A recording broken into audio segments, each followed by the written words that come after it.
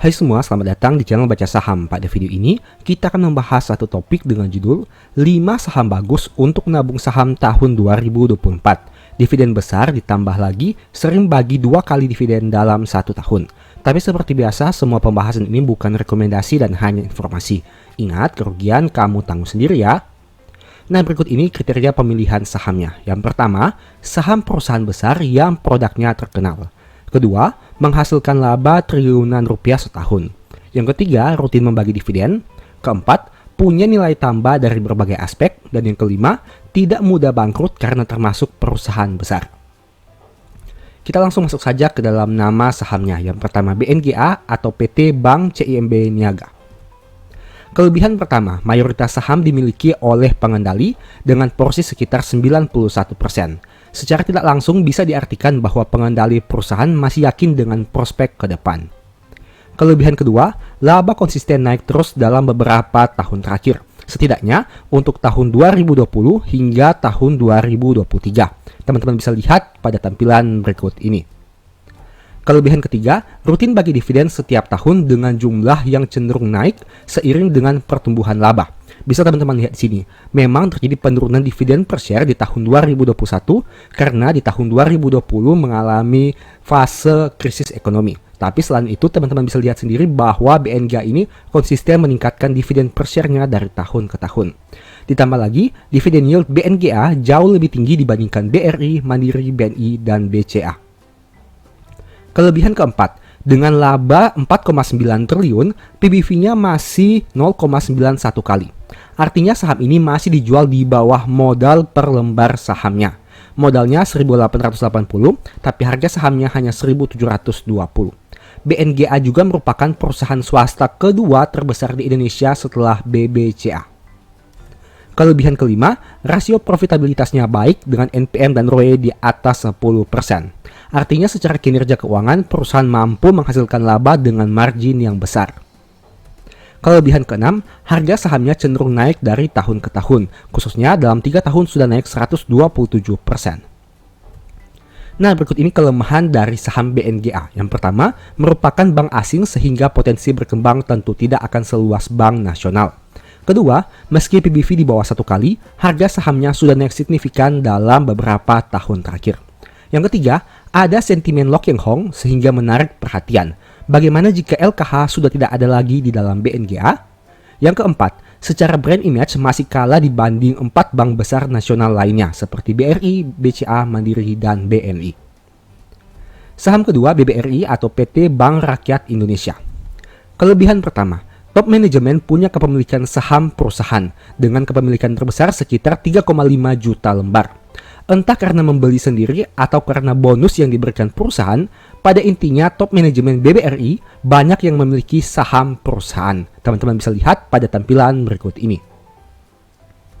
Kelebihan kedua, laba konsisten naik terus dalam beberapa tahun terakhir, setidaknya untuk tahun 2020 hingga tahun 2023. Teman-teman bisa lihat juga pada tampilan berikut ini.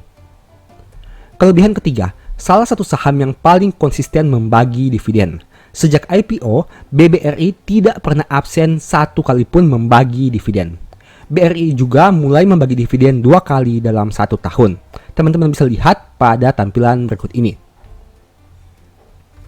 Kelebihan keempat, perusahaan dengan laba terbesar di tahun 2023 dengan net profit 43,9 triliun rupiah dalam 9 bulan terakhir, setidaknya hingga Q3 tahun 2023.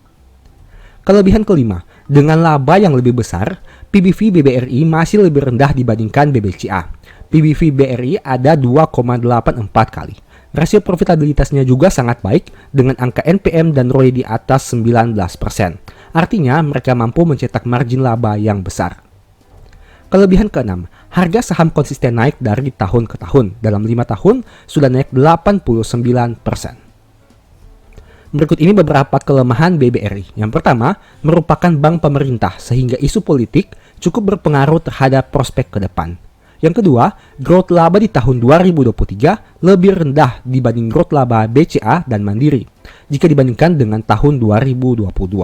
Yang ketiga, brand image dari sisi kualitas pelayanannya belum sebaik BCA. Dan yang keempat, saat video ini dibuat, harga saham BBRI sudah di all time high sehingga berpotensi koreksi. Saham ketiga, UNTR atau PT United Tractor. Kelebihan pertama, anak usaha dari PT Astra International sehingga secara reputasi manajemen sudah cukup terjamin dengan porsi sekitar 59%. Kelebihan kedua, di saat laba perusahaan tambang seperti ADRO, ITMG, dan PTBA turun signifikan di tahun 2023, laba UNTR hanya turun tipis. Teman-teman bisa lihat di sini, EPS-nya hanya turun dari 5.600 menjadi 5.400. Hal itu karena perusahaan punya segmen bisnis lain di luar batubara sehingga bisa mendongkrak labanya. Kelebihan ketiga, rutin bagi dividen 2 kali 1 tahun yang teman-teman bisa lihat pada tampilan berikut ini. Dividen yield-nya juga besar dan dividen per share cenderung bertambah seiring dengan peningkatan laba. Untuk detailnya, teman-teman bisa lihat pada tampilan berikut ini. Kelebihan keempat, mampu menghasilkan laba 15,3 triliun hingga Q3 tahun 2023, tapi PBV-nya masih 1,1 kali. Kelebihan kelima, rasio profitabilitasnya baik dengan angka NPM dan ROE di atas 15%. Bisa juga teman-teman lihat pada tampilan berikut ini. Kelemahan UNTR yang pertama, meski punya segmen bisnis yang terdiversifikasi, UNTR juga masih cukup terpengaruh dengan harga komoditas dunia. Yang kedua, hutang perusahaan hampir sama banyak dengan modal mereka dengan rasio DER yang mencapai 99%. Kelemahan ketiga, harga saham masih turun 29% dalam 5 tahun terakhir. Saham keempat, ITMG atau PT Indo Tamaraya Megah. Yang pertama, mayoritas saham dimiliki oleh pengendali dengan porsi sekitar 65%. Secara tidak langsung bisa diartikan bahwa pengendali perusahaan masih yakin dengan prospek ke depan. Kelebihan kedua, laba di tahun 2023 memang turun dibandingkan tahun 2022 karena harga batubara yang menurun. Tapi kinerja di tahun 2023 ini masih lebih baik dibandingkan kinerja tahun 2021 dan 2020. Kelebihan ketiga, sangat loyal membagi dividen 2 kali dalam 1 tahun. Pemegang saham yang sudah hold saham ini sejak lama, ada yang sudah balik modal hanya dari dividen yang mereka terima setiap tahunnya. Kelebihan keempat, bukan perusahaan kecil karena mampu menghasilkan laba 6,3 triliun dalam 9 bulan terakhir.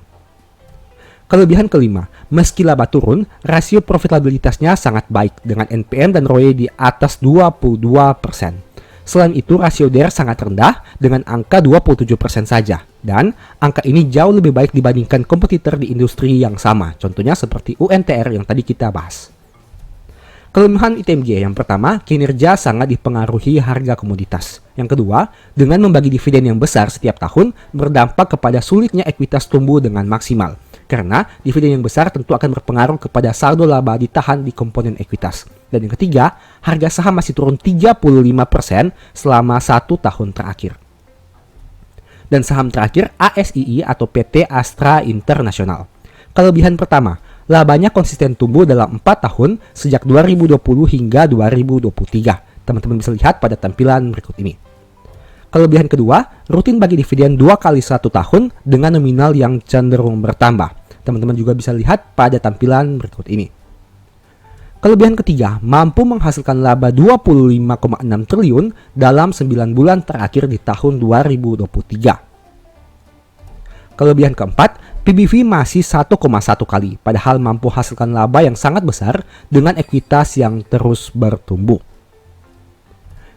Berikut ini kelemahan dari ASI. Yang pertama, kepemilikan pemegang saham pengendali dan masyarakat hampir sama banyak. Pemegang saham pengendali memiliki porsi 50,1%, sedangkan masyarakat memiliki porsi sekitar 49%, angka yang tidak terlalu berbeda jauh. Yang kedua, hutang lebih besar dari modal dengan angka DER yang mencapai 106%. Yang ketiga, harga saham masih turun 17% dalam 5 tahun terakhir, dan ini merupakan salah satu poin minusnya.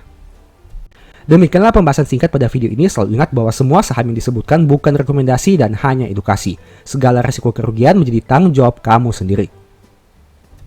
Nah, kira-kira di video berikutnya kamu ingin dibahas materi apa lagi? Tulis di kolom komentar ya. Sebagai informasi, channel YouTube Baca Saham sekarang ada dua. Yang pertama, Baca Saham yang fokus kepada pembahasan review saham. Dan yang kedua, Baca Saham dari Nol yang fokus kepada pembahasan edukasi saham. Nah, ini merupakan beberapa list ebook Baca Saham. Yang pertama, Stock for Living atau Hidup dari Saham. Yang kedua, Strategi Nabung Saham. Yang ketiga, The Stock Market. Dan yang keempat, Cara Cepat Analisa Laporan Keuangan. Apabila tertarik, chat saja pada nomor WA yang ada. Sekian video ini, semoga bermanfaat. Thank you.